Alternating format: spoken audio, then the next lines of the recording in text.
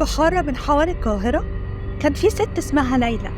ليلى كانت جميلة وذكية، بس جواها كانت مليانة طموحات كبيرة. جوزها سامي كان راجل طيب، بس عنده عيب واحد، كان بخيل قوي ومعاه بناته الاتنين.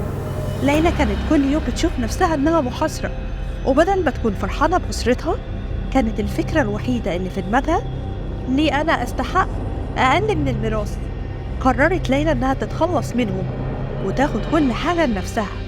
قلبها كان مليان طمع، وابتدت تدور على خطة محكمة عشان توصل للي هي عايزاه. بس السؤال اللي بيطرح نفسه: هل هتقدر تنجح في خطتها ولا الطمع هيكون نهايتها؟ تابعوا معانا الأحداث المثيرة في رحلة ليلى الغامضة، وهتشوفوا إزاي الطمع ممكن يغير كل حاجة.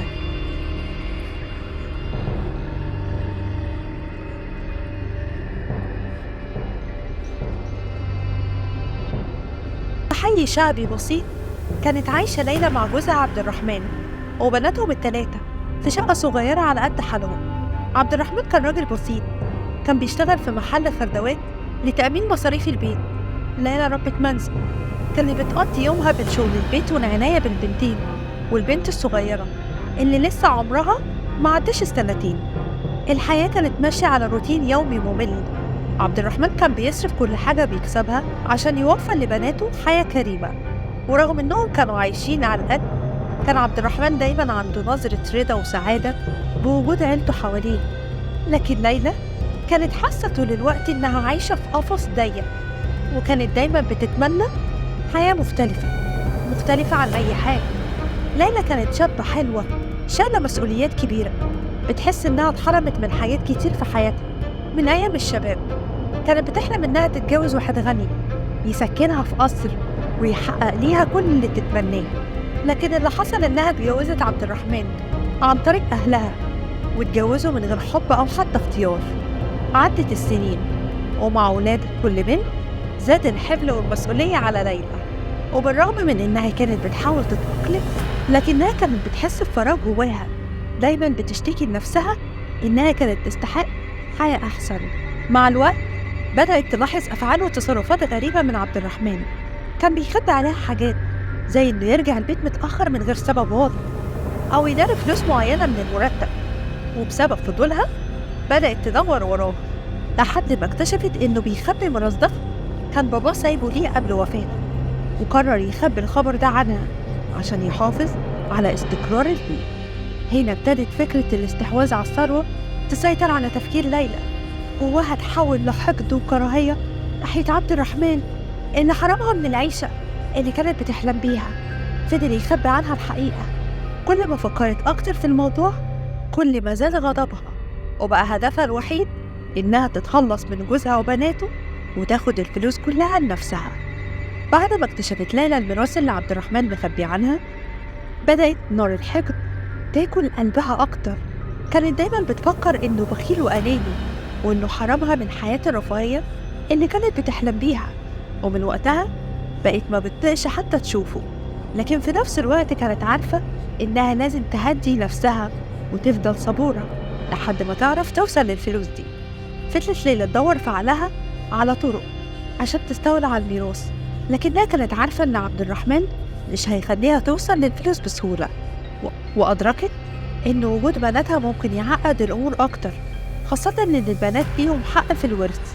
وعرفت في لحظة إنها لازم تتخلص منهم الأول.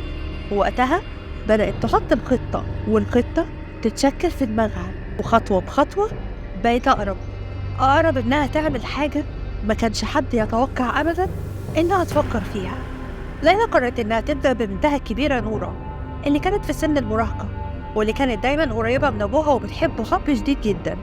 ليلى كانت بتعرف إن نورة لو شكت في أي حاجة هتفضحها، لأنها ذكية وبتفهم بسرعة. عشان كده قررت تتخلص منها الأول. في البداية حاولت ليلى تستغل مشاكل صحية بسيطة عند نورة وتديها أدوية مجهولة دعوا منها إنها للألم. فضلت تراقبها وهي بتاخد الأدوية دي. يوم بعد يوم بقت حالة نورة بتتدهور أكتر، وابتدت تعاني من دوخة مستمرة وتعب غير مفهوم. عبد الرحمن قلق، قرر ياخدها للدكتور، لكن ليلى حاولت تهديه وتقول له إن ده تعب مراهقة وهيروح مع الوقت. مع زيادة تعب نورة بدأ عبد الرحمن يقلق أكتر، لكنه ما كانش عارف يتصرف.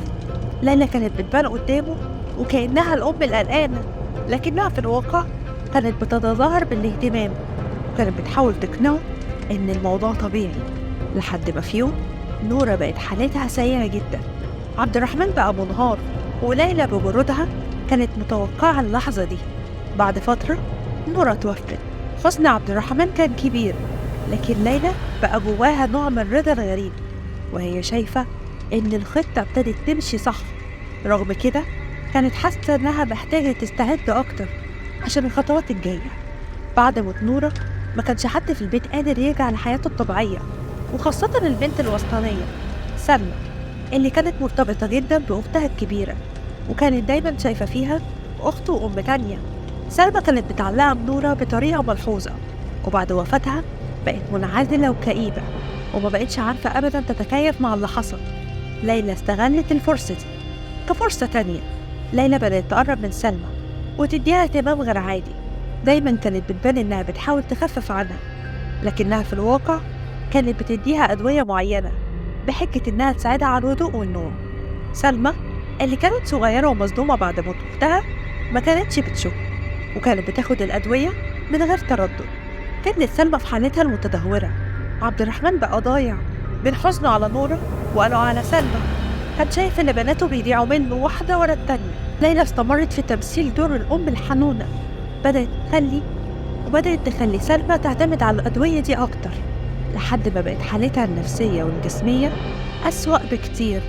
وفي لحظة من اللحظات اللي كانت مستنيها ليلى، سلمى توفت. عبد الرحمن فقد أعصابه بالكامل، وبقى مش قادر يصدق إن 2 من بناته ماتوا ورا بعض في فترة قصيرة. ليلى كانت دايما بتظهر إنها واقفة جنبه، لكن في الحقيقة كانت خلاص حاسة إنها قربت من تحقيق خطتها. فاضل آخر خطوة في خطة ليلى، مريم البنت الصغيرة اللي كانت ما تعرفش حاجة عن الدنيا، لسه بريئة وما تعرفش حاجة عن اللي بيحصل حواليها. ليلى كانت شايفة إن مريم هي آخر عقبة في طريقها للوصول للورث، وكانت حاسة إنها لازم تتخلص منها بسرعة. لكن في نفس الوقت كانت حاسة إن الموضوع مش سهل، لأن عبد الرحمن بقى أكتر حذرا ومراقب لكل حاجة. وفعلا بدأ يلاحظ بعض التصرفات الغريبة من ليلى، بقى بيراقب تصرفاتها مع مريم.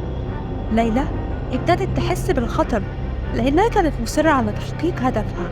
ابتدت تفكر في خطط بديلة.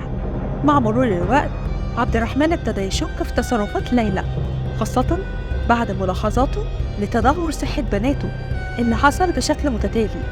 ابتدى يفكر في الكلام اللي كان بيتقال عن الأدوية اللي كانت ليلى بتديها لها للبنات، وبدأ يسأل نفسه إذا كان في شيء مش طبيعي بيحصل.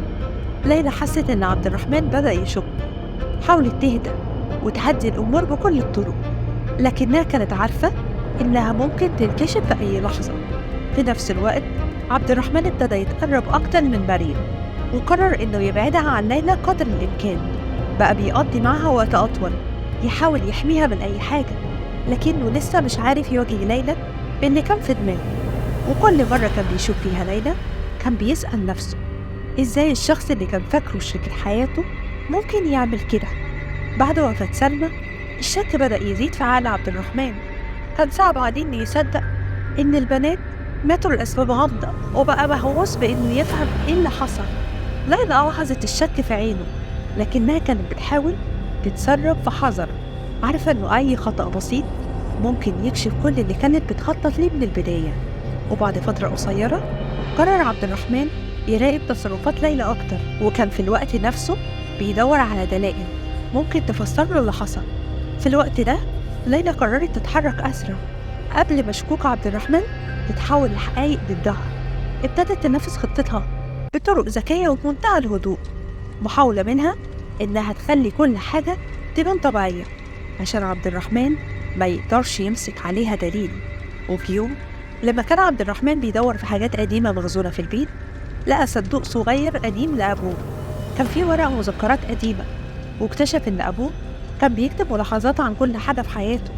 بين الأوراق عبد الرحمن لقى ملاحظة مكتوب فيها تفاصيل عن الميراث اللي كان أبوه سايبه ليه. الملاحظة دي كشفت له إن أبوه كان متخوف إن ليلى تستغل أي فرصة للحصول على الثروة.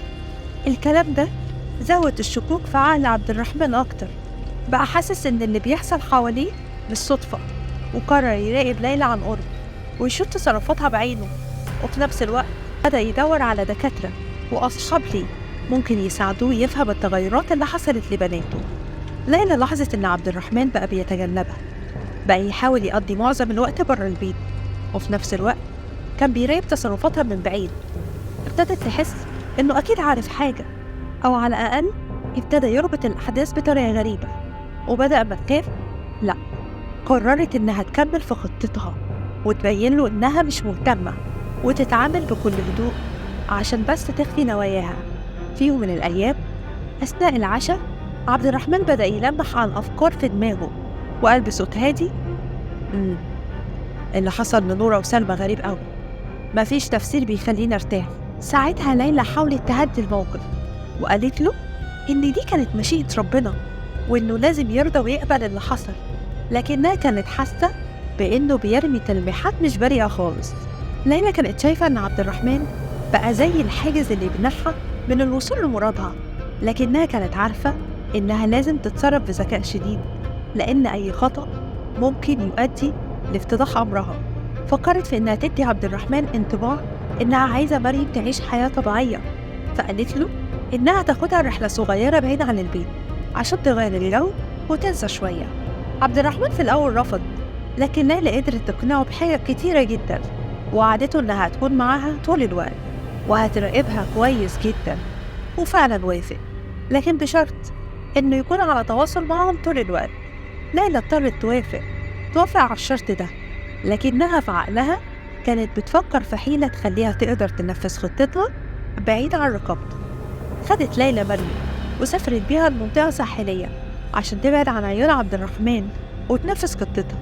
ولما وصلوا للمكان ليلى بدأت تتصرف كأم حنونة، تلعب مع مريم وتضحك معاها عشان بس البنت ما تشكش في حاجة وتفضل حاسة بالأمان جنبها. لكن عبد الرحمن اللي بقى حاسس إن في حاجة غلط قرر إنه يراقب ليلى عن طريق اتصالات متكررة. وفي يوم من الأيام وهو بيتصل بيها لاحظ إنها بترجع تتأخر في الرد وتتحجج بأعذار مش مقبولة خالص. عبد الرحمن قرر يسافر بنفسه للمكان اللي هي فيه عشان بيتأكد بنفسه من اللي بيحصل هناك. في اليوم اللي قرر فيه عبد الرحمن يروح للمكان، ليلى كانت مخططة إنها تنفذ خطتها الأخيرة، لكن ما كانتش عارفة إن عبد الرحمن وصل للمدينة من غير علمها. بقت في لحظة مفاجأة لما لقيته واقف قدامها وسألها عن سبب تأخرها في الرد وعن تصرفاتها الغريبة. حاولت تخبي قلقها وادعت إنها كانت مشغولة ومش واخدة بالها أبدا. عبد الرحمن كان متأكد إن في حاجة مش طبيعية، وقرر إنه يقضي معهم اليوم. بدأ يراقبها عن قرب، شاف حاجات كانت بتعملها بشكل مريب، زي إنها بتدي مريم مشروبات أو أكل معين وتفضل تراقبها بعدها. الشك ابتدى يتحول لقناعة عند عبد الرحمن، وقرر إنه يستنى اللحظة المناسبة عشان يواجهها بالحقيقة.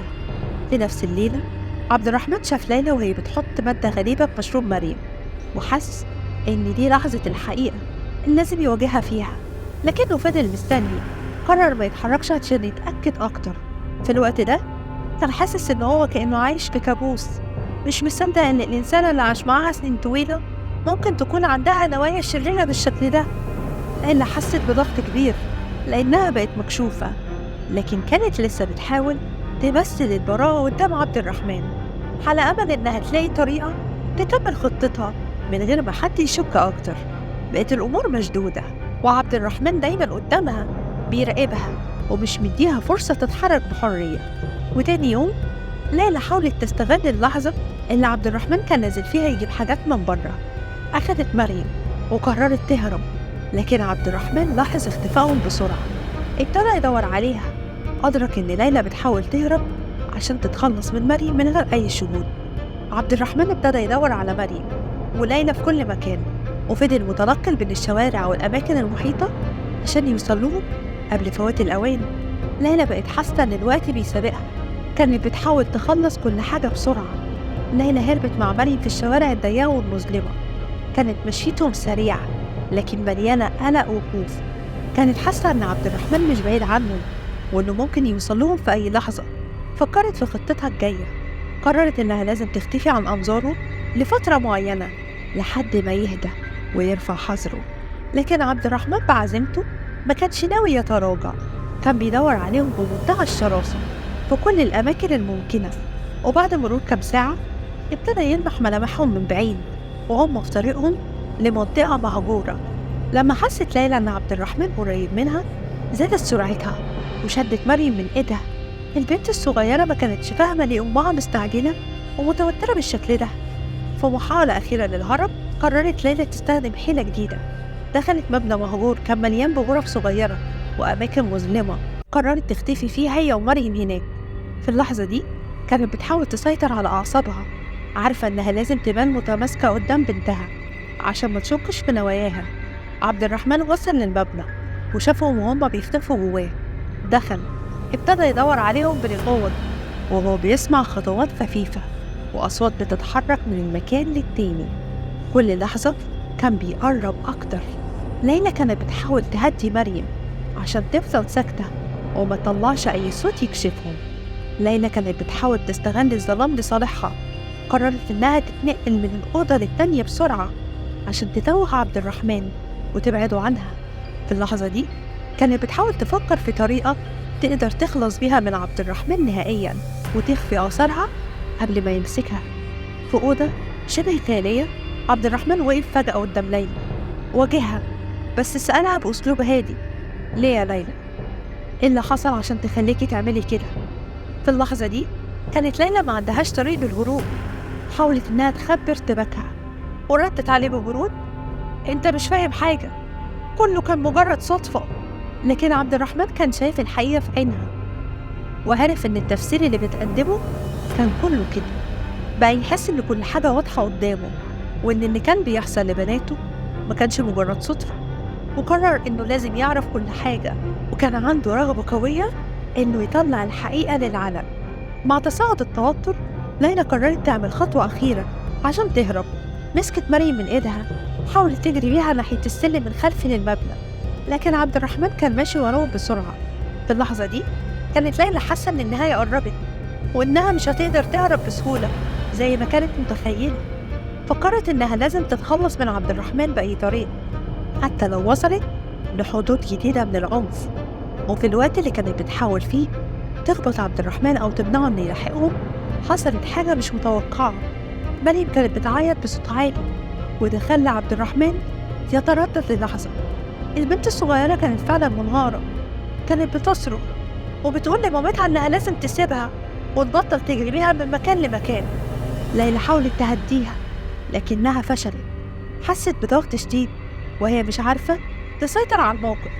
وفي اللحظة اللي كانت الأمور فيها على وشك الانفجار عبد الرحمن فجأة قال لها حاجة غريبة: أنا عارف اللي حصل زمان بينك وبين أهلي وعارف سبب الحقد اللي جواكي، بس ده أبدا مش مبرر تدفعي ثمنه من عيالك. كلامه كان زي صدمة ليلى، هو عارف كل تفاصيل عن طفولتها الصعبة وعن الألم اللي كانت شايلاه من تعامل أهلها السيء معاها، لكن عمرها ما تخيلت إنه يعرف التفاصيل دي لأنها عمرها ما حكت له أي حاجة. الكلام ده خلى ليلى تفقد سيطرتها للحظات لأنها ما كانتش قادرة تفهم إزاي عبد الرحمن وصل للحقائق دي. وهنا بدأ يظهر عليها التردد والخوف، وحست إن اللي قدامها مش مجرد زوج، لأ ده شخص عارف أسرارها وماضيها المظلم وبقى عنده مفتاح لفهم دوافعها. عبد الرحمن استغل اللحظة دي، ابتدى يكلم ليلى بلطف، كان بيحاول يقنعها إنها تتراجع وتسلم نفسها. كان بيقول لها: كلنا مرينا بألم، لكن ده مش معناه إنك تضحي بحياة ناس مالهمش أي ذنب، لسه عندك فرصة إنك تتراجعي. ليلى كانت ساعتها حاسة بتناقض كبير بين الرغبة في الاستمرار بالهروب لتحقيق حلمها وبين الحقيقة اللي عبد الرحمن كان بيحاول يوصلها لها. في النهاية قررت ليلى تاخد لحظة للتفكير وهي مش عارفة تاخد خطوة، والموقف كان بيتصاعد توتره أكتر وأكتر. عبد الرحمن فضل مستني قدامها مصمم إنه ما يسمحش لها تهرب تاني، لكن في نفس الوقت كانت حاسة إنها لازم تعمل أي حاجة قبل ما الأمور تنتهي. وهنا وفي لحظة ضعف اعترفت ليلى بكل حاجة لعبد الرحمن. مع توتر اللحظة عبد الرحمن قرر يقرب أكتر من ليلى بهدوء، كان بيحاول يقنعها إنها تتراجع عن مخططها. كان بيحاول يكسب ثقتها ويحسسها إن في فرصة إنها تنجو لو اعترفت بأفعالها. لكن ليلى اللي كانت واصلة لآخر حدودها حاسة إنها خلاص مبقتش تقدر تتحمل أكتر. وهنا وفي لحظة ضعف اعترفت ليلى بكل حاجة لعبد الرحمن. اعترفت إنها بدأت تخطط من وقت طويل للتخلص منه ومن بناته عشان تستولي على الميراث، وإن مشاعر الحقد جواها كانت أقوى من أي شيء آخر. عبد الرحمن كان مذهول من اللي سمعه، ما كانش مصدق إن الشخص اللي عاش معاه السنين دي كلها ممكن يكون مليان بهذا القدر من الشر. عبد الرحمن قال بحزن وغضب: ما كنتش أبدا متخيل إن الطمع ممكن يوصل الإنسان لأفعال زي دي، وإن الحقد يعمل الدرجات دي. كنت فاكر إني شريكة حياتي، لكن الحقيقة إني كنت عايشة لنفسك وبس. كلامه ده خلاها تحس اللحظة بتأنيب ضمير قوي. ابتدت تفكر في كل القرارات اللي خدتها وإنها دمرت عيلتها بإيدها. في اللحظة دي سمعت الشرطة صوت الاعترافات، لأن عبد الرحمن كان شغل تسجيل قبل ما يواجهها وبلغهم عن اللي بيحصل. الشرطة وصلت وقبضوا على ليلى اللي انهارت، اللي أدركت إن خلاص كل شيء انتهى وإن خطتها فشلت فشل ذريع. خلينا نقول العبرة من القصة دي بتحمل أكتر من عبرة، أهمها إن الطمع ممكن يحول الإنسان وحش يدمر كل حاجة حواليه. لما بيكون الحقد هو المحرك الرئيسي ممكن الإنسان يفقد إنسانيته ويتخلى عن أعز الناس ليه. كمان القصة بتوضح إن الحقيقة مهما طالت في النهاية هتظهر، وإن الشخص اللي بيسعى للضرر والانتقام بيتسبب في تدمير نفسه قبل أي حد تاني. وأخيرا بتعلمنا القصة أهمية الثقة والصراحة في العلاقات الزوجية. عبد الرحمن لو كان عرف الحقيقة من البداية كان ممكن المأساة دي ما تحصلش. ولحد هنا بتكون خلصت حكايتنا. أتمنى الحكاية تكون عجبتكم. ما تنسوش اللايك على الفيديو، تشترك في القناة، تتأكدوا انكم فعالين الجرس على الكل عشان يوصلكوا إشعار أول ما ننزل الجديد. واستنونا في حكاية جديدة ومشوقة أكتر إن شاء الله. أشوفكم على خير.